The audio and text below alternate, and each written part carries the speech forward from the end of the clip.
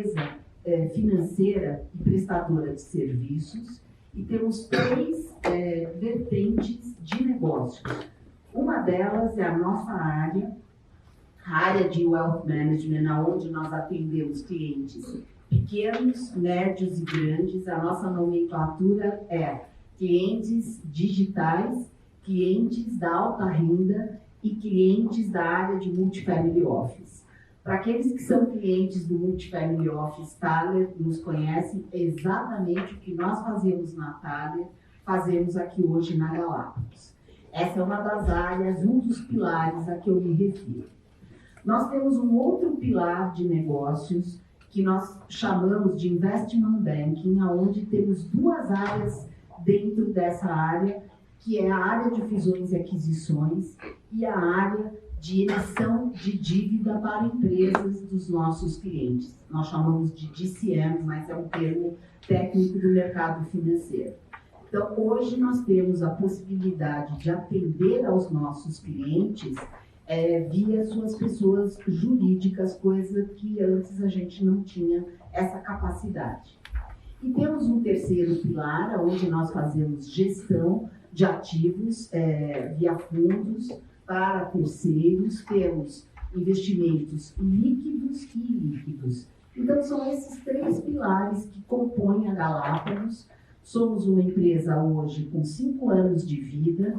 Todos esses negócios já existiam e eles vieram numa esteira acontecendo como nós, na Thaler, com 18 anos de vida que nós tínhamos. E agora, todos juntos, podemos atender os nossos clientes, tanto na pessoa física como na sua pessoa jurídica. Então, hoje temos um tema bastante importante, com todas essas mudanças que nós temos recebido na parte tributária, uma em cima da outra. Quer dizer, nós precisamos, realmente faz parte do nosso papel, assessorar os nossos clientes e dar luz ao que está acontecendo no mercado. Para isso, a gente sempre fala que a gente chama os universitários, que estão aqui conosco para poderem falar. Então, eu queria apresentar vocês o José, não, primeiro a Érica, perdão. Érica Constantino. A Érica Constantino é advogada, nossa sócia e responsável pela área de Wealth Planning. Então, hoje a Érica nos atende, depois ela vai falar um pouquinho como é que ela faz esse trabalho. Bem-vinda, Érica. Queria chamar o Dr. José Henrique Longo, um grande amigo, parceiro de longa data, a atuação como advogado na área tributária e societária desde 85, com enfoque em pessoa jurídica e também na pessoa física. A partir de 99, desenvolve planejamento sucessório e organização patrimonial. De 98 a 2007, foi membro do primeiro Conselho de Contribuintes e, em parte desse período, da Câmara Superior de Recursos Fiscais. Membro do IBT, NUPET e do STEP. Bem-vindo.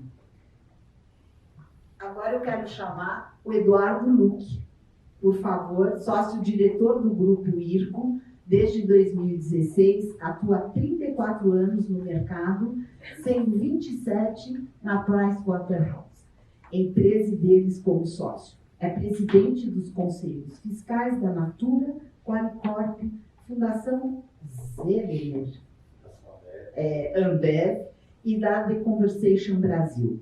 É vice-presidente da ABRAPSA, Associação Brasileira de Provedores de Serviços Administrativos. Bem-vindo.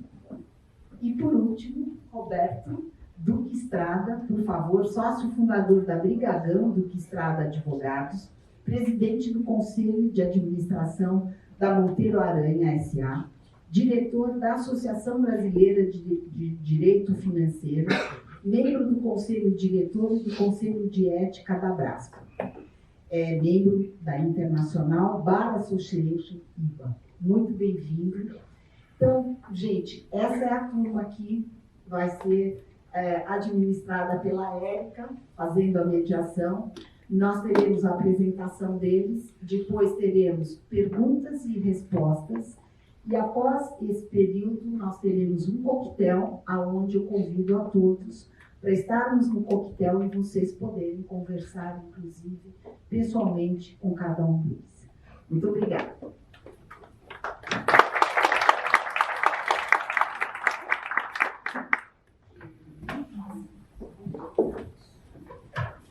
Boa tarde. Obrigada pela presença. A gente sabe que se deslocar nesse final de tarde aqui em São Paulo, às vezes não pode ser, não é tão fácil, então super obrigada, estamos honrados aí com a presença de vocês. Obrigada pela apresentação, Mari. Para quem não me conhece ainda, sou Érica Constantino, sou responsável por essa área de Wealth Planning aqui da Galápagos. A ideia da gente é ajudar os nossos clientes do Family Office a navegarem melhor todas essas mudanças que acontecem, né? A gente mora num país bem animado. Ano passado tivemos muitas mudanças. A gente vem informando os nossos clientes sobre essas mudanças. E agora a gente está com essa turma aqui de peso. Eu até brinquei com eles que o nosso timing foi ótimo, porque hoje foi publicada a Instrução Normativa da Receita, que fala um pouquinho sobre o que acontece, né, como a gente vai ter que proceder em relação a essas mudanças da Lei 14.754 do ano passado, que fala sobre os investimentos no exterior. A gente está num período aí de DCBE também, enfim. Então, eu vou começar aqui, né, com o longo, falando sobre as mudanças dessa lei, depois passando para o Edu e, por último, o Roberto falando sobre o ITCMD. E aí a gente abre para perguntas e respostas, que eu acho que a ideia também é ter esse contato mais direto e mais prático. Acho que muitos de vocês já tiveram muita informação sobre isso, né? Vocês recebem muita coisa, mas os casos práticos, as dúvidas específicas de cada um, eu acho que a gente pode aproveitar esse espaço aqui para endereçar na medida do possível. Tá? Boa tarde a todos. Em primeiro lugar, quero agradecer a Galápagos, na pessoa da Mari, da Érica, pelo convite. Acho que a casa está cheia, né? Então o tema realmente é interessante para todos. Eu fiz uma apresentação, será que poderia colocar? Você está com o computador aqui do lado. Ah, já é.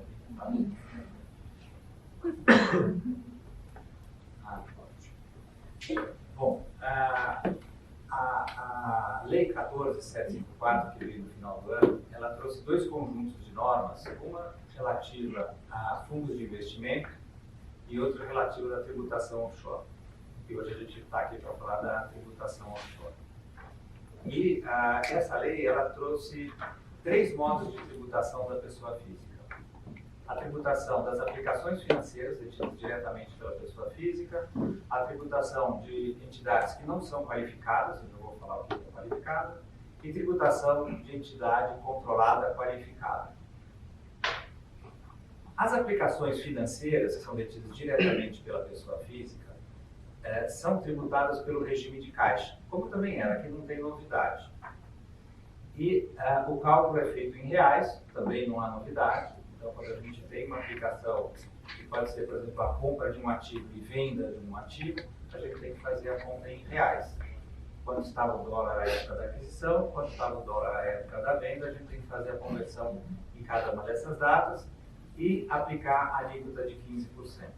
A alíquota tinha dúvida com relação a isso, se aplicava 27, a tabela progressiva até 27,5% ou 15%. Havia uma orientação da Receita, se não me engano, em 2003, a respeito disso, mas não existia na lei a previsão de qual alíquota se aplicasse. E agora a lei está a alíquota de 15% para as aplicações financeiras.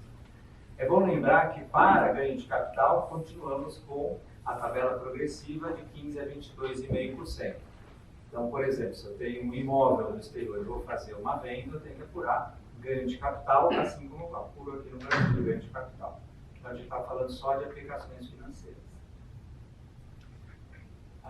Continua isenta a variação cambial de depósito à vista. Então, se nós temos um depósito no banco no exterior que não tem remuneração e houve variação positiva do câmbio, essa variação ela é isenta. Nós precisamos registrar essa variação na nossa declaração de imposto de renda, lá em 31/12, agora no caso de 2023, e essa variação, se positiva, é um rendimento isento. Se ela é negativa, a gente não faz nada com ela. E também continua a possibilidade de aproveitar o imposto de renda pago no exterior, né? Geralmente imposto de renda na fonte, que nós sofremos no exterior, ele pode ser deduzido do imposto que nós devemos aqui no Brasil, desde que seja de um país com que o Brasil tenha tratado ou tenha reciprocidade. Hoje, reciprocidade, Estados Unidos, Alemanha e Inglaterra. E vem uma novidade interessante, que as perdas financeiras podem ser compensadas. Até o ano passado, a gente fazia um ganho, né, financeiro, assim como o ganho de capital, que é na venda do imóvel, por exemplo, pagávamos imposto. Se nós tínhamos uma perda financeira, uma perda de capital, essas perdas eram jogadas fora, não podíamos fazer a compensação. Hoje, o que acontece? Nas aplicações financeiras, podemos aproveitar as perdas das aplicações financeiras para compensar os ganhos de aplicações financeiras. E se no final do ano as perdas forem superiores aos ganhos, podemos compensar com os lucros das nossas companhias offshore. E a gente vai ver que tem que tributar também. Né? Então, as perdas na pessoa física passam a ter agora algum valor, né, e poder compensar. Tá? Então, e se eu não conseguir compensar num ano, eu posso compensar no ano seguinte. Então, esse é um ponto importante para quem tem ativos na pessoa física, ativos financeiros na pessoa física. A entidade não qualificada, que é a entidade que não está submetida à nova lei, ela continua pelo regime de caixa, ou seja, nós só vamos pagar imposto sobre o lucro dela quando ele for disponibilizado, através de dividendos, para o acionista pessoa física. Então, quando houver uma distribuição de dividendos, vai incidir a tributação de 15%, e da mesma maneira temos o direito de compensar o imposto de renda na fonte, eventualmente retido no exterior, na apuração e pagamento do imposto de renda aqui no Brasil. E um dado interessante é que mesmo essas empresas que não estão obrigadas ao regime, né, de empresa controlada, de entidade controlada, elas podem optar por serem consideradas como controladas e qualificadas. Então, é um dado interessante, a gente vai ver, porque principalmente em razão da possibilidade das empresas controladas, qualificadas, elas poderem, na apuração aqui no Brasil, poder ser utilizado o imposto de renda pago por ela no país, no exterior. Então, isso seria talvez uma vantagem, né, uma alternativa para o contribuinte pessoa física no Brasil. Só uma dúvida, o que qualifica uma entidade não qualificada e controlada? Vou falar agora, porque na verdade eu vou dizer, o que não é agora que eu vou falar, né, é exceção. Então, a entidade controlada qualificada é aquela em que haja controle ou esteja num paraíso fiscal ou tenha uma renda ativa inferior a 60%. Eu vou explicar cada uma dessas qualificações. O controle, como é que se sabe quando é para efeito da lei e quando tem controle? Quando uma pessoa física detém a preponderância das deliberações da administração ou consegue nomear e destituir a maioria dos diretores. Ou, juntamente com pessoas vinculadas, basicamente familiares ou participações indiretas, tem direito a receber mais de 50% dos dividendos ou a restituição do capital em caso de liquidação da companhia. Então, essa é a definição de controle para efeito da lei. E, além disso, tem a situação que tem que estar ou em paraíso fiscal ou ter renda passiva de 40% ou mais. O que é renda passiva e o que é renda ativa? Renda passiva é aquela atividade da empresa em que não há efetivamente uma operação, é o capital trabalhando em favor do acionista. Então, aplicações financeiras, royalties, aluguéis, dividendos. Então, isso é a renda passiva. Então, se houver mais de 40% de renda passiva, automaticamente será uma entidade qualificada à tributação, conforme a nova lei. Okay? Bom, e aí o que acontece? Há uma tributação anual automática, é por competência. Então, fecha o balanço em 31/12 de cada ano. Ano seguinte, né, na declaração de imposto de renda, precisamos oferecer a tributação 15%, a tributação de 15% do lucro dessa companhia, convertido pelo dólar de 31 de dezembro daquele mesmo cento. Né, e são as entidades direta e indiretamente controladas. O que quer dizer isso? Eu sou acionista de uma empresa A, e essa minha empresa A é acionista de uma empresa B. Eu não tenho ações da B, só tenho ações da A. Mas a lei exige que eu, no caso acionista da pessoa física aqui no Brasil, declare os lucros tanto da empresa A quanto da empresa B. Se tiver a C, a D, a E, a F também, todos os andares onde haja controle indireto. E a lei prevê que para essas companhias, o lucro até 2023 continua pelo regime de caixa. A tributação automática é só para o lucro de 2024 em diante. A lei permite que se deduza o imposto pago pela pessoa jurídica no exterior no cálculo da pessoa física no Brasil. Então, por exemplo, aquela minha empresa B, que é a minha indireta, né, sofreu uma tributação no país onde ela tem sede, e eu vou oferecer o lucro dela, a tributação no Brasil, para pagar os 15%. Eu deduzo do meu imposto de renda o que a empresa B pagou de imposto de renda naquele país. E uma vez que o lucro é tributado, esse lucro vira um ativo na nossa declaração. Então vamos supor que na empresa B eu tive 100 mil dólares de lucro, e o dólar está lá em dezembro assim. Então eu vou colocar na minha declaração de imposto de renda, lucro do ano 2024 da empresa B, 500 mil reais. Eu já teria oferecido a tributação.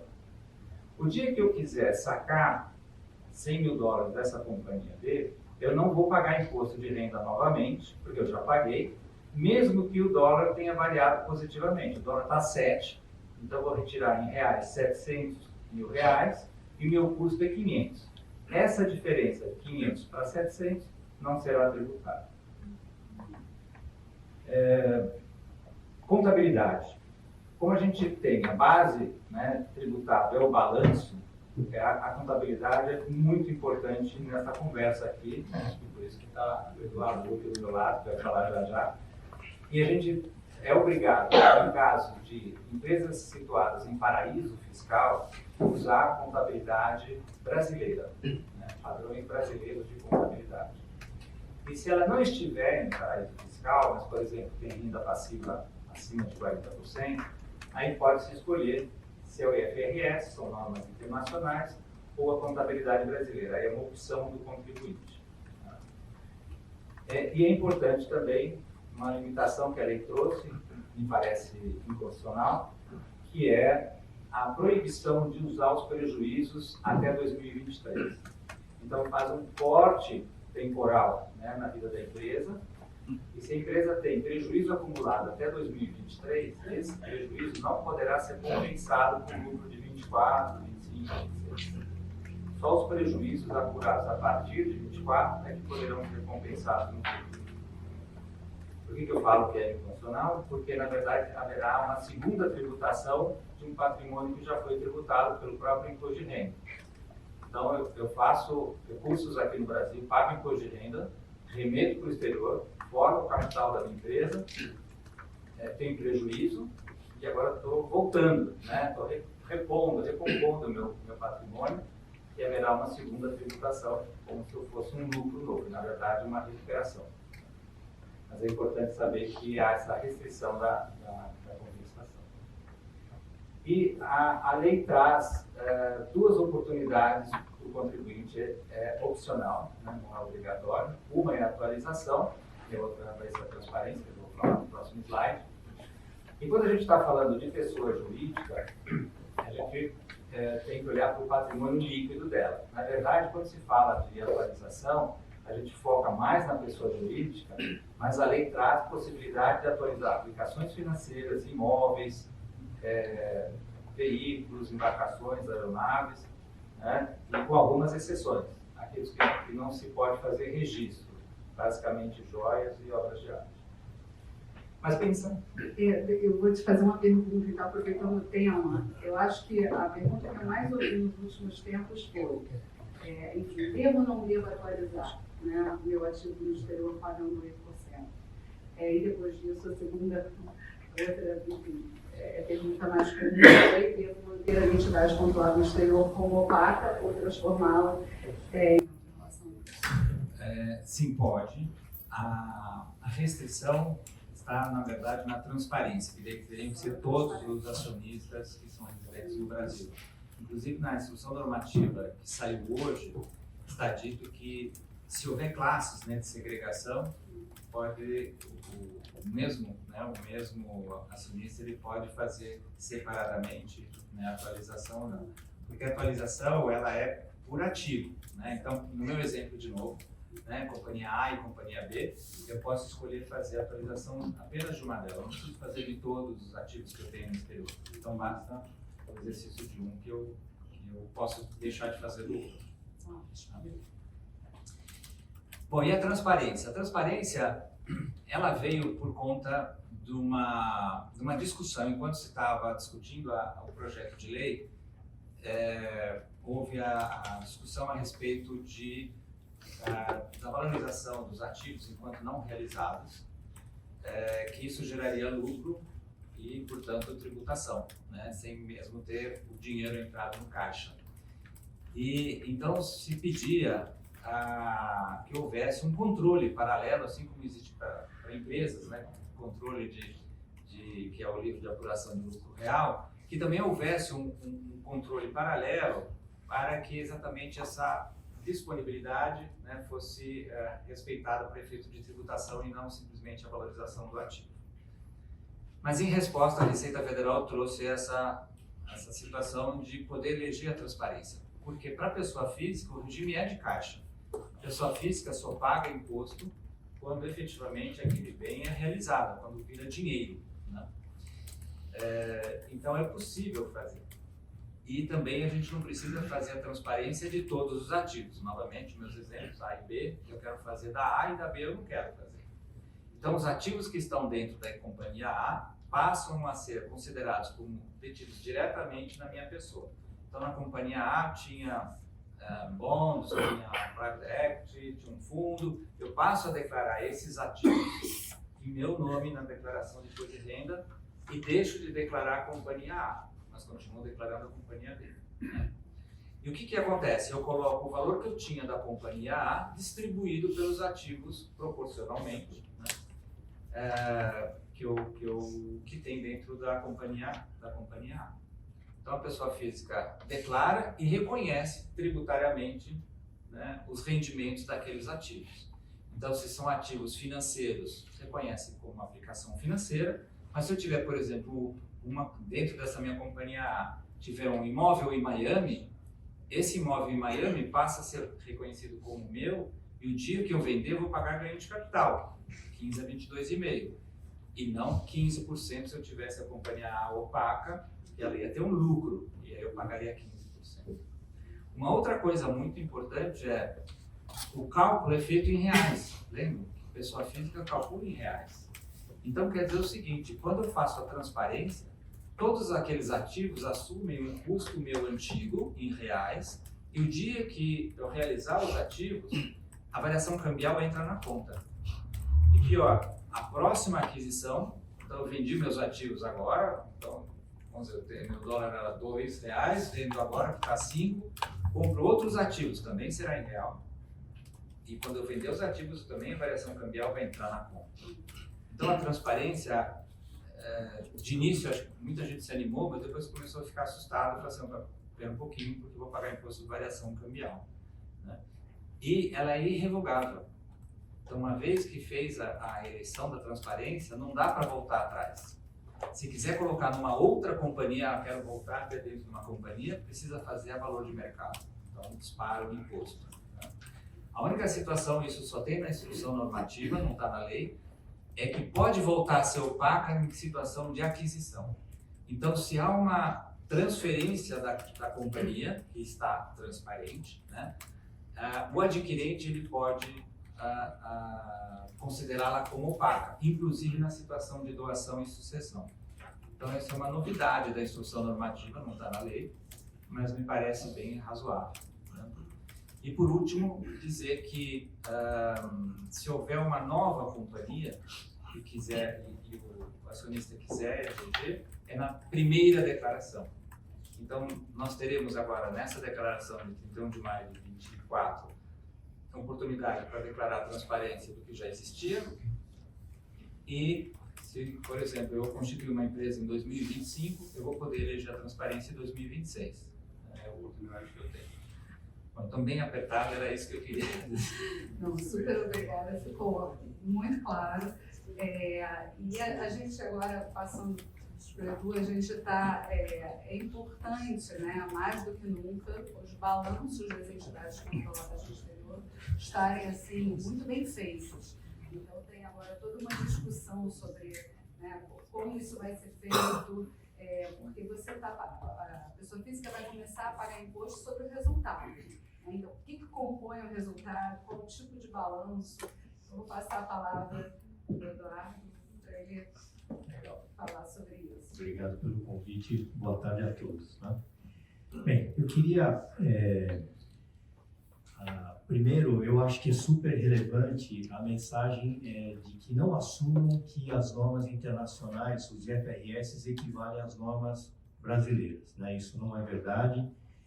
Eu vou tentar explicar qual a importância. Eu acho que chegou o momento de desligar o piloto automático, né? Não assumir que o que vocês eventualmente já recebem de entidades offshore, que isso é feito em FRS, que isso tem uma leitura e um deparo automático com as normas aqui no Brasil. Tá? E por que é importante entender isso? O Brasil, quando ele, em 2007, 2008, fez uma opção de incorporar na sua base estatutária contábil e na lei das SAs os FRS, num determinado momento, de fato, isso foi uma realidade.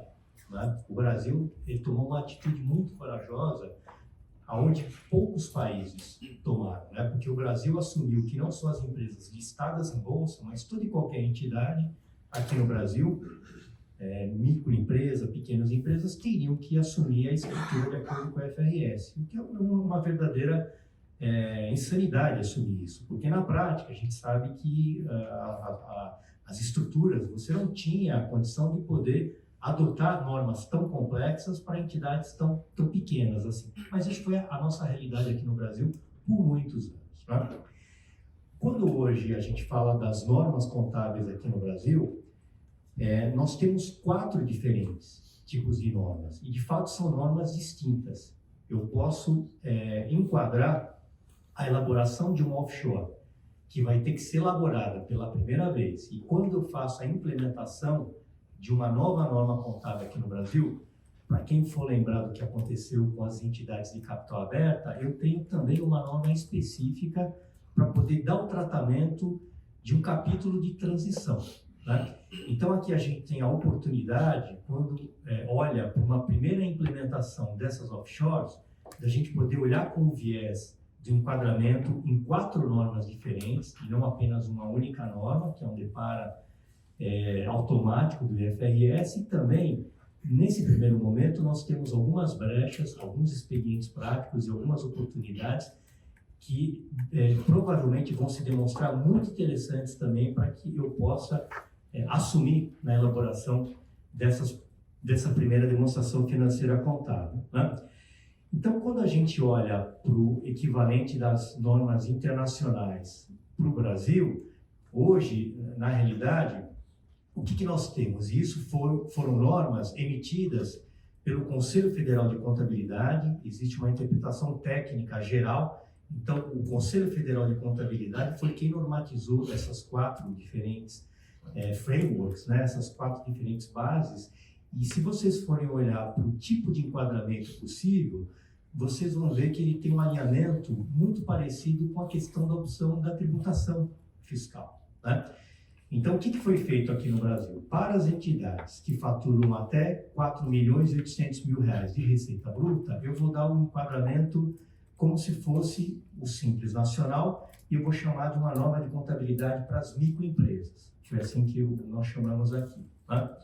Se eu tenho uma entidade que tem um faturamento, receita bruta, do ano que antecede a opção fiscal, entre 4 milhões e 800 e os 78 milhões, que equivaleria ao presumido, eu já tenho uma segunda norma, que é diferente da primeira, que é a norma de enquadramento das pequenas e médias empresas. Né? E só no final da cadeia é que eu tenho duas normas no Brasil que se assemelham àquilo que já existia no FRS, que são normas que, de fato, elas se enquadram para as grandes empresas. Né? Então, quando eu falo da norma completa do FRS, eu estou falando das normas das entidades com registro em bolsa, capital aberto, as FPIs, esse tipo de empresas. As empresas que são tidas como entidades de grande porte, de acordo com a lei das SAs. Né? Então, você tem que ter um faturamento acima de 300 milhões de reais, o ativo acima de 240 milhões de reais. Né? Então, isso aqui é um primeiro ponto de atenção que eu gostaria de trazer para todos. Né? E por que isso é relevante? A gente tem conversado muito e, na medida em que o IFRS completo, por exemplo, aplicações e ações, ele, de uma certa forma, ele parte da premissa que você tem que marcar esse ativo a valor de mercado e a contrapartida aí para o resultado. Quando você olha para as outras normas, a outra norma prevê que esse tipo de ativo fica a custo. Ele pode ser mensurado ao valor de mercado, mas ele fica a custo. Isso faz uma diferença enorme, né, para uma carteira de investimentos de uma entidade controlada no exterior que tenha predominantemente ativos financeiros, por exemplo. A dúvida essa vai ser uma dúvida provavelmente muito recorrente. Minha carteira de ações, o que acontece? Trazido a valor de mercado, isso compõe o resultado ou não? Então, se a gente conseguir, para todos que tenham condição de, eventualmente, dar um enquadramento na norma mais simples, né, que é a norma contábil para microempresas, que são aquelas que faturam no ano anterior à eleição da implementação da norma, até 4 milhões e 800 mil por ano, né, me parece um excelente ponto de partida. Então, aqui eu acho que a gente tem que olhar por algumas dimensões da aplicação da norma contábil. Acho que a primeira mensagem é: não deixem isso passar no piloto automático. O segundo é, talvez com um voo a 10 mil pés ou um pouco mais holístico, fazer uma análise de eleição de qual das 4 normas você eventualmente vai tomar o melhor benefício, né? E eventualmente, quando da eleição da norma em si, aí explorar nos detalhes como que você pode capturar tecnicamente a questão da mensuração individualizada de cada um dos ativos e passivos que existem naquela entidade. Né? E aqui, só para facilitar um pouco a organização das perguntas e coisas, eu fiz um foco das áreas de destaque para essas duas normas contábeis, para as microempresas e depois para as pequenas empresas. Eu esqueci um pouco nesse momento as normas completas do IFRS, né? E eu estou trazendo um pouco mais de detalhe a questão das oportunidades que eu vejo na prática de microempresas, né? Tem essa questão dos ativos financeiros, e aqui todos os ativos financeiros, né? São aplicações em bons, títulos de renda fixa.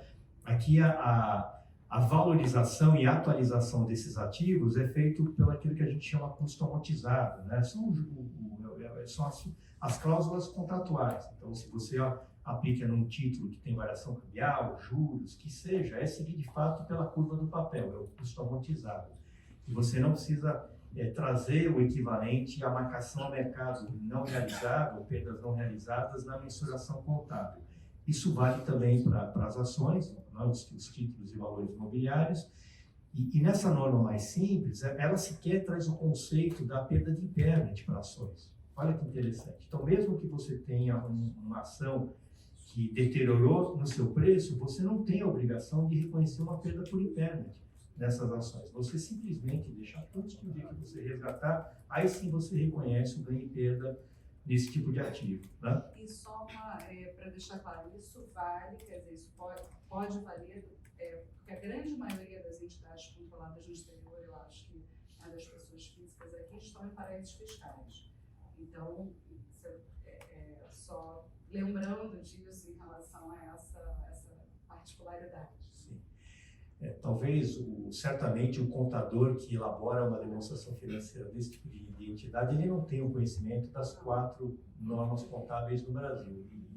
E é intuitivo, e é meio que é uma premissa meio que intuitiva e quase que obrigatória ações serem precificadas a valor de mercado. Na norma completa, você tem até a opção de fazer um enquadramento como um ativo que não é objeto de negociação no dia a dia, e você pode até enquadrar esse tipo de ganho ou perda não realizado em conta de patrimônio, mas a custo você nunca poderia. E pela norma contábil, se você dá o enquadramento como uma microempresa, isso está previsto na norma, que você pode manter a custo. Mais interessante uma contabilidade feita no Brasil, então a partir de agora, talvez. É obrigatório. É obrigatório? Obrigatório é o padrão, mas eu digo que muita gente usa um contador brasileiro. Pode ser uma oportunidade, né? E aí, quando a gente fala da implementação de uma primeira norma, e isso só pode ser feito quando você apresenta o primeiro balanço de acordo com essa primeira norma, você também tem algumas exceções que podem ser vantajosas nesse primeiro momento. Para quem acompanha um pouco a implementação dos FRS para as empresas de capital aberto aqui no Brasil, foi muito utilizado o conceito do Jim Cost, custo atribuído. Você simplesmente pegava o ativo imobilizado, propriedades para investimento, ativos não circulantes, e naquele momento você aplicou o valor de mercado daquele tipo de ativo. Na contabilidade nós não chamávamos de valor de mercado, nós chamamos de custo atribuído. E tem essa previsão nessa norma também, né? Então isso pode ser uma outra oportunidade, porque de repente para uma empresa, no momento da implementação, eu posso deixar as ações a valor de custo, e se tiver ativo imobilizado, eventualmente eu faço um step-up na base contábil, né, e com um conceito técnico contábil do custo atribuído. Então isso pode ser interessante também. E nessa primeira norma, o que é interessante também é que, a depender da norma, ela vai estabelecer se você precisa ou não apresentar cifras comparativas. Isso é um outro detalhe importante. Na norma que trata das microempresas, ela é mais simples em tudo. Ela é mais simples nos quadros que você apresenta, você não precisa ter fluxo de caixa, só balanço patrimonial, é resultado. Você não precisa apresentar notas explicativas. No momento da implementação, ela diz que, como você não precisa apresentar os efeitos retroativos, a gente pode assumir que a data de implementação dessa norma, por exemplo, poderia ser 31 de dezembro de 2023, onde eu vou ter a transição da mudança da regra entre regime de caixa e, eventualmente, de competência. Então, isso pode ser um atrativo, né?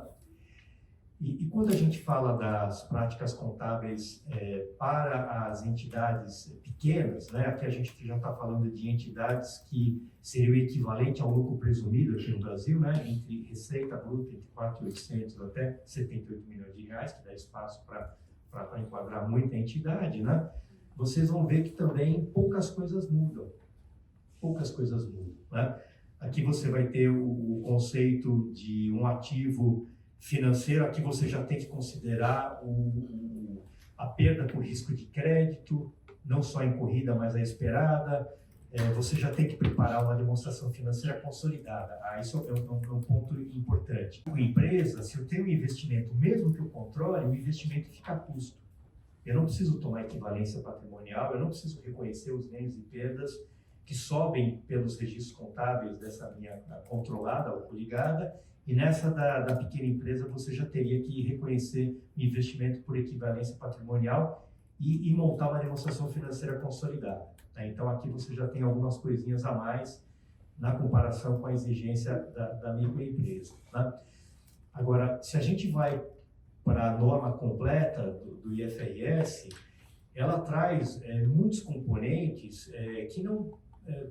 além da complexidade, eles eventualmente podem não ser tão oportunos, se eu for comparar com essas normas que só existem no Brasil e não existem lá fora.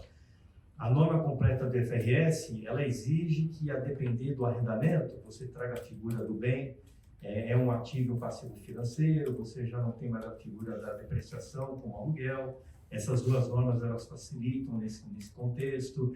A norma de microempresa, ela não exige, quando você compra uma outra entidade, a apuração do ágio. Né? Nada de média empresa, você eventualmente apurar o ágio, você tem que apurar o ágio, mas aí a amortização ela pode se dar por um período de 10 anos, né? Uma amortização linear, você não precisa manter o ágio e fazer testes de impairment, só reconhecer a perda quando você eventualmente tiver uma perda evidente, por aí vai, né? Enfim, eu vou parar um pouco aqui, porque eu prometi que eu não ia ser muito técnico, mas essa é a mensagem principal.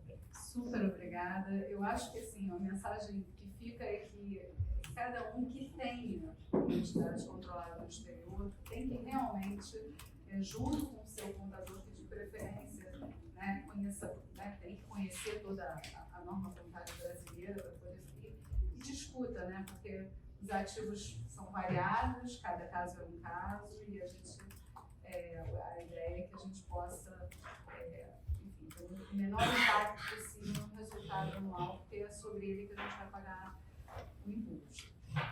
Bom, vou passar a palavra agora para o Roberto. É um assunto, a gente vai mudar um pouquinho, mas é um assunto que está super agora quente, porque no final do ano passado teve a emenda complementar 112 que mudou, né, as regras de TCMD e a gente está sempre falando em planejamento sucessório, né? Hoje mesmo no jornal tinham 2 matérias que abordavam esse assunto e a gente, especialmente em São Paulo, onde a alíquota é 4%, vou passar a palavra para o Roberto, que esse assunto é um assunto de extrema importância em planejamento. Boa tarde para as senhoras e para os senhores. Érica, é um prazer enorme estar aqui com você. Muito me orgulho. Vou fazer uma confidência aqui. Eu posso fazer essa confidência? Érica foi minha estagiária, então eu tenho um orgulho enorme de ter tido a Érica como estagiária. Não vou dizer quando. Isso aí, Pouco tempo atrás. Mas foi muito pouco tempo, né? Muito pouco tempo atrás. E quero agradecer ao longo do lado aqui pela apresentação deles. E acho que assim, o que veio da apresentação do Longo, do Eduardo, é que a lei ela vai ter que ser analisada caso a caso. O que está muito claro para as senhoras e para os senhores em relação aos investimentos que tem no exterior, né? A lei veio, ela criou uma tributação que há muito tempo se pretendia ser criada, essa não é uma novidade, isso em algum momento vinha acontecer, especialmente em questão de paraíso fiscal. A gente pode até discutir se é legítimo tributar automaticamente um lucro indisponível, porque aquele lucro está sendo feito na entidade offshore, seja ele em razão de uma valorização de ações, uma valorização de ativos financeiros que não está sendo distribuído. É legítimo tributar isso? Eu acho que não. Mas o fato da vida é que duvido que o Supremo Tribunal Federal não vai dizer que num caso de ser um paraíso fiscal. E o Congresso conseguiu uma negociação, parece bastante razoável, de uma alíquota de 15%. Então, eu acredito que isso vai ser mantido. Então, sendo essa situação, eu acho que a grande questão vai ser, e aí o Eduardo aqui deu esses critérios de contabilização dos ativos, de como se definir a formação do lucro dessa entidade, porque eu acho que a solução vai estar na contabilidade, porque a contabilidade é que vai definir qual é o lucro efetivo naquele exercício, né? E qual vai ser o lucro que vai ser ofertado à tributação naquele dado exercício para se pagar os 15%. E se, na verdade, eu conversava com o Longo, com o Eduardo, com a Érica antes, se é o caso de ter mais de uma entidade, né? Eu posso ter uma entidade com ativos mais líquidos e com uma realização corrente de riqueza, com bons, ações que pagam dividendos ou fundos que geram recursos, porque uma entidade sendo opaca, ela recebe recursos, mas também ela tem despesas, né? Eu pago FIIs dos bancos, FIIs dos gestores, pago os FIIs da manutenção da entidade, aquilo são despesas dedutíveis, posso reduzir o lucro da empresa e pago um imposto sobre aquilo. Tem aquela questão importante do dividendo ser fixado, embora não distribuído, a uma taxa de câmbio na data, e quando for distribuído, eu faço até um hedge cambial, não tenho nenhuma tributação adicional sobre a variação cambial, como o Longo deixou bastante claro. Isso me parece interessante na solução do OPAC, que não é disponível na solução da pessoa física e ter uma entidade para ser tratada como transparente para ativos que eu vou carregar por longuíssimo prazo, como cotas de fundos de private equity, bitcoins, enfim, esses ativos que eu vou levar por longo tempo. É o que eu acho, o que o mercado tem se posicionado, eu tenho conversado com meus colegas, com meus clientes, e eu acho que vai se encaminhar por aí. Carteiras com percentuais menos significativos de ações, de ativos ilíquidos e tal, não acho que o cliente vai ter que ter um custo de ter duas estruturas, duas contabilidades, dois registros. Aí, sinceramente, acho que não vale a pena. Acho que ia fazer conta cada caso um caso. Imóveis também. Sinceramente, imóveis são detentores de coisas, são custos que você vai colocar lá. Vendeu o imóvel, vai pagar um imposto lá nos Estados Unidos, esse imposto vai ser compensado quanto imposto paga no Brasil. Por que eu vou atualizar custo de imóvel? Não me parece razoável. Então, se você é só um fecho aqui, um pouquinho que a gente vai estar mudando agora para um outro tributo, já não será por agenda, vamos falar do imposto sobre a morte, o imposto sobre a doação e a transmissão causa-morte. E eu acho que eu tento aqui fazer essa história, porque há muita confusão em relação a essa questão desse tributo, e eu tento aqui trazer um pouco de ordem nas ideias para a gente entender o que estava acontecendo, né, no passado e como o Supremo decidiu sobre essa questão. A Constituição, lá na origem, dispunha no seu artigo 155, parágrafo 1º, inciso 2, que o Estado que tiver domicílio doador, né, vamos lá, esse imposto ele incide sobre duas modalidades de transmissão. Causa-morte, então o fundamento é a morte por herança, ou por doação, então um movimento intervírus. No caso de uma doação, o Estado que tiver, quem tem competência vai tributar, que tiver domicílio doador. Então eu vou doar um imóvel para a Érica, eu morando no Rio de Janeiro, vai ser o Rio de Janeiro o Estado competente para tributar essa doação. Se eu morasse em São Paulo, o Estado de São Paulo é o Estado competente para tributar essa doação. Agora, se eu fosse domiciliado no exterior, morasse em Portugal, a Constituição diz, olha, peraí, não, precisa de uma lei complementar para definir qual vai ser o Estado competente para tributar essa operação de doação. Né? Os Estados não podem instituir esse tributo sem que uma lei complementar previamente defina qual vai ser o Estado competente para tributar essa operação. A mesma coisa acontecia, então, doação, residente do exterior com bens no exterior precisa de lei complementar. Residente do Brasil com bens no exterior não precisa de lei complementar. Então, eu residente do Brasil, querendo doar ações da minha offshore para o meu filho, não precisaria de lei complementar. A Constituição nunca exigiu isso na origem. No caso de herança é diferente. No caso de herança, a Constituição, na origem, exigia lei complementar nas duas hipóteses. Eu morrendo, residindo no Brasil, deixando bens no exterior, precisava de lei complementar.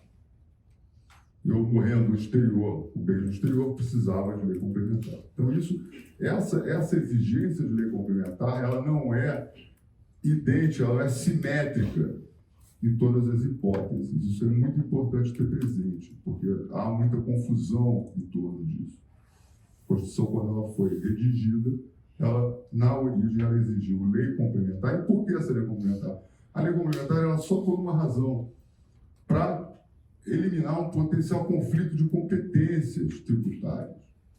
Porque os Estados podiam, cada um, dizer, não, aí eu tributo a herança porque o herdeiro tem um herdeiro que abriu o inventário no estado tal, mas eu tenho um herdeiro que mora no estado tal, tem herdeiro que mora no estado tal. Então, então vamos ter umas regrinhas prévias aqui para definir como essa situação vai ser. Agora, no doador, residente do Brasil, por que eu preciso de uma lei complementar prévia? Basta tributar o estado de domicílio do doador, na verdade. Então, para que eu precisaria dessa lei complementar prévia? Mas os estados não quiseram esperar essa lei complementar. E até acho que cá para nós com razão, porque desde 1988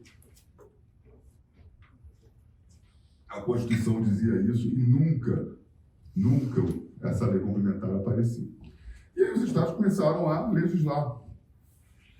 sobre esse tema sem a lei complementar e começaram a cobrar tributos sobre isso. E, obviamente, não havendo lei complementar, isso flagrantemente inconstitucional, mas essas exigências começou-se a surgir ações judiciais que foram, em algum momento, chegar no Supremo, teve esse tema 825, o Supremo reconheceu a repercussão geral no recurso extraordinário 851-108, levou esse número, tema 825, e o plenário declarou inconstitucional. Olha, enquanto não editada a lei complementar, a incidência do ITCMD não pode acontecer quando o doador tenha domicílio ou residência no exterior, não quando o doador tem domicílio ou residência no Brasil, mas quando tem domicílio ou residência no exterior, e o decujo possuía bens, era residente domiciliado, teve seu inventário processado no exterior, exatamente o que dizia a Constituição naquele momento. Então, ficou fixada a seguinte tese: é vedado aos Estados do Distrito Federal instituir o ITCMD nas hipóteses referidas ao artigo 155, parágrafo 1º, inciso 3 da Constituição, sem intervenção da lei complementar exigida pelo referido dispositivo constitucional. E aí foram várias ações diretas de inconstitucionalidade, porque são 27 estados, são 27 leis exigindo o mesmo imposto, e foi o Estado do Rio, o Estado de São Paulo, Brasília, o Distrito Federal, né, Minas Gerais, todo. E aqui a gente está focando mais Rio e São Paulo, né, para afastar. Contra a lei estadual, aí vem uma confusão aqui, isso que eu quero chamar a atenção das senhoras e dos senhores. No caso do Rio de Janeiro, essa previsão de tributação estava no artigo 5º, inciso 2, que também previa a incidência do ITCMD na doação de bens móveis no exterior entre doadores e donatários localizados no estado do Rio de Janeiro. A previsão, a forma que está escrita a lei do Rio, ela pegava todas as doações, inclusive do doador, eu, Roberto, aqui, residente do Rio, doando lá minhas ações da minha offshore para a Érica. E pegou, e foi isso considerado inconstitucional. E o que aconteceu é que o Rio, o Estado do Rio, a Procuradoria do Estado chegou, embargou, disse: olha, está errado, esse artigo aqui, salva aí só pelo menos esse pedacinho dele aqui e tal, deixa ele valer, porque não, Alexandre de Moraes, não, se você recorrer mais uma vez eu vou multar, litigância de má fé e tal. E o Estado do Rio teve que sucumbir a essa pretensão. E o que acontece hoje, né, tem uma resolução Cefaz 401/2022, que determinou a suspensão da lavratura de autos de infração e o cancelamento daqueles lavrados para exigir TCMD na transmissão de bem imóvel ou de bem imóvel situado no exterior, bem como direitos eles relativos nas hipóteses previstas no inciso 2 do artigo 5º da lei e tal.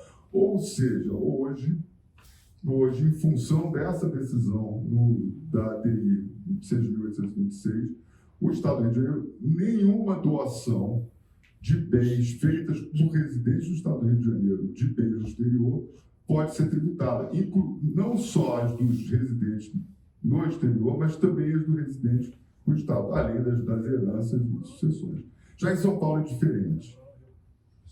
Em São Paulo, a decisão foi correta da ADI 6.830. Eu lamento aqui um pouco, deve ter mais aqui, porque a decisão foi correta. A decisão foi correta no sentido de que os donatários forem residentes do território, pode não foi afastada pela STF. Agora, o que eu chamo a atenção é que essa questão da lei complementar, a falta de lei complementar, ela não passou despercebido na emenda constitucional 132, que foi agora a emenda da reforma tributária do consumo, da IBS, CBS, falaram de TCMD, né? Resolveram encontrar uma tentativa de solução para esse problema, dada essa preguiça, essa preguiça do Congresso em editar essa lei complementar. Então, o que a Constituição fez? Eu vou dar uma solução provisória para isso. Enquanto não editar a lei complementar, eu vou dar a solução direta na Constituição para fixar essa competência. Então, ele alterou o artigo 155, isso foi agora em dezembro, já está promulgada essa emenda, está valendo já essa regra, e ela faz algumas outras coisas, tá? Ela torna o ITCMD progressivo em razão do valor da transmissão da doação. Ele faz uma coisa que eu acho que é importantíssimo, que ele torna não incidência nas transmissões e doações, prescrições sem fins lucrativos com finalidade de relevância pública e social, fazendo com que as doações para instituições fundações se incentivem essas doações, né? Mas ela faz agora bens móveis, títulos e créditos ao Estado onde era domiciliado o recurso, né? E determina a competência até que a lei complementar regule o disposto 155, como é que fica. Então, agora fica assim, até que a lei complementar regule o disposto 155, vai competir o imposto. Se o doador tiver domicílio ou residência no exterior, que era o caso, vocês lembram, ao Estado onde tiver domicílio donatário ou Distrito Federal, onde tiver o domicílio donatário. Então, é o beneficiado pela doação onde ele está residindo. Agora, se o donatário também for no exterior, e aqui que eu me pergunto, é o Estado onde se encontrar o bem. E aí eu pergunto, no caso de um bem imóvel, obviamente já está resolvido lá pelo inciso 1, porque é o local do bem imóvel. Agora, o Estado deslocalizar o bem, que bem imóvel que um doador residente no exterior doa para um donatário residente no exterior, que é uma saca de café, eu não sei. Eu confesso que o que eu imagino aqui devem ser cotas ou ações de sociedades. Presumo eu que o que se esteja aqui são participações societárias em entidades brasileiras. Agora, essa doação pode ser feita de forma indireta. Eu posso doar uma holding no exterior, que é dona dessa empresa brasileira, e com isso fugir facilmente dessa tributação. Então, isso é uma coisa a se pensar. Como eu vou, onde se encontra o bem? Não sei, sinceramente, onde se encontra o bem imóvel na linha B. No caso do decujus, ele está relativamente aos bens do decujus, ainda que situado no exterior, ao estado onde era domiciliado o decujus.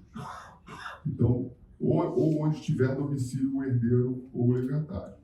Se não tiver o decujus domicílio no Brasil, enfim, aí o legatário não passaria no Brasil. Essa é a regra. E, agora, a questão aqui de São Paulo, que eu chamo a atenção, senhoras e senhores, é muito importante, porque São Paulo ainda tem uma alíquota de 4%. Tem esse projeto de lei que foi apresentado recentemente, visando, ele não está falando de exterior.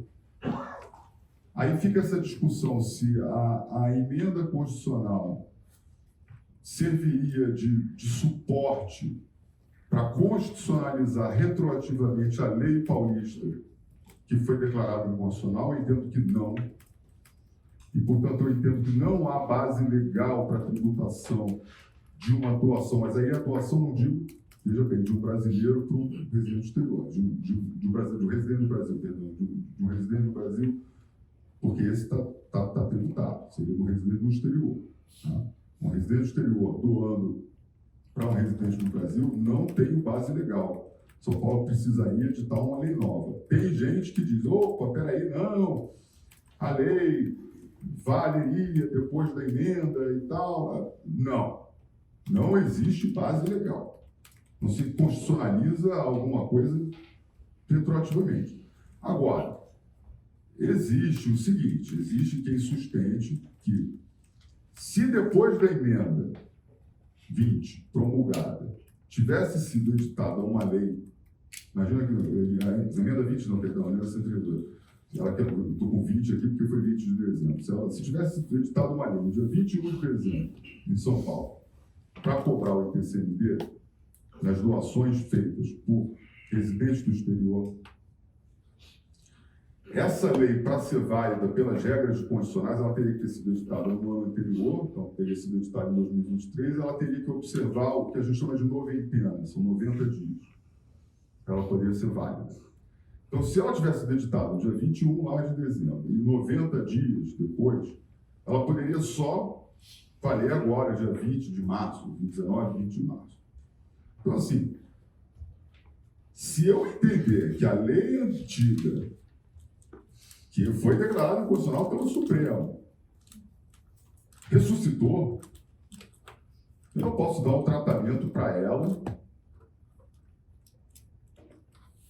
melhor do que uma lei nova Teria, não é verdade? Então, no mínimo, eu teria que esperar 90 dias para poder tributar. Então, se quiserem fazer doações, façam correndo até o dia 19 de março, porque seria o limite, vamos dizer, de 90 dias para uma lei, se fosse editada uma lei. Eu entendo que não existe isso, mas é o que eu estou dividindo com as senhoras e com os senhores o que o mercado fala, o que as pessoas falam, o que os colegas discutem.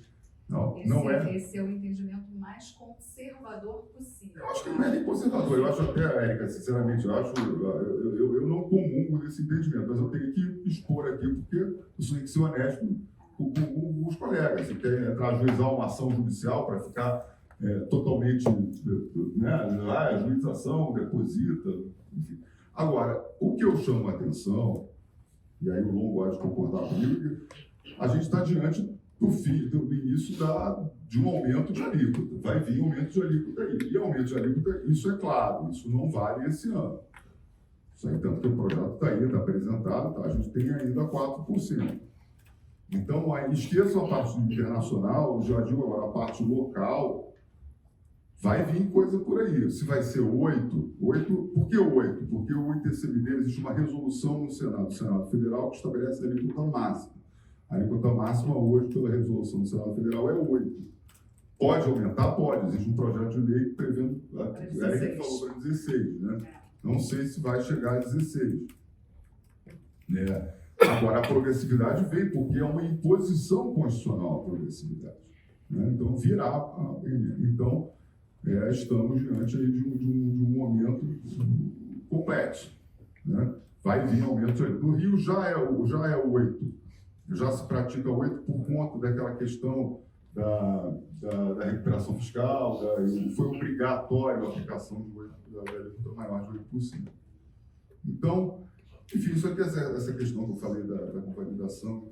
Então, eram essas as considerações que eu tinha a fazer. Agradeço e fico à disposição. Depois eu ir para o coquetel, né? Não, eu tenho uma pergunta para você, que é uma pergunta que eu tenho escutado, que é a seguinte. Os estados têm alíquotas diferentes, né? Então, existe, assim, como é que é esse entendimento de você, agora as pessoas com esse medo da mudança da alíquota, né, do aumento da alíquota que provavelmente vai acontecer, e na tentativa de fazer um planejamento, já passar, enfim, e também agora só um parênteses, né, nem sempre isso é adequado para a família, né? Nem sempre. Às vezes a pessoa só pensa no aumento da alíquota e quer fazer toda uma transmissão dos bens dos ativos, isso tem que ser olhado de uma forma muito mais ampla. Mas enfim, bom, eu vou mudar então o meu domicílio para o estado A, porque o estado A tem uma alíquota menor, faço a doação para os meus herdeiros, né? E depois eu volto, e como é que isso funciona? Então, assim, é uma pergunta interessante. Vai mudar mesmo? Eu acho que é o que eu sempre falo, tem que ser, não pode parecer. Então, como é que é o entendimento? Porque, de fato, alguém pode se mudar de estado e pode voltar. Como é que você vê essa questão aí, dessa organização? Você sabe que eu sou um liberal. Eu acho que as pessoas têm a liberdade de escolha para onde elas quiserem ir, mas desde que essa liberdade efetivamente se concretize. Né? Então, se ela for e se mudar, acho ótimo. Se o Estado praticar uma alíquota menor, ótimo. Agora é uma liberdade de escolha. Uma pergunta. Não, e quando tem domicílio em 2 estados? É essa a pergunta, né? Às vezes a pessoa... Olha, essa questão do domicílio fiscal é uma coisa muito complicada, porque você, na verdade, você tem o domicílio para fins de imposto de renda, né, que você apresenta declaração de imposto de renda, mas para fins de imposto estadual, a coisa às vezes fica meio... Confesso que eu já tive um caso bem discutível aí, que a Receita era a discussão entre Rio e Minas. E aí você vai para circunstâncias fáceis, de fato, onde a pessoa efetivamente reside, onde efetivamente passa mais tempo. Eu já vi isso muito em direito tributário internacional, né?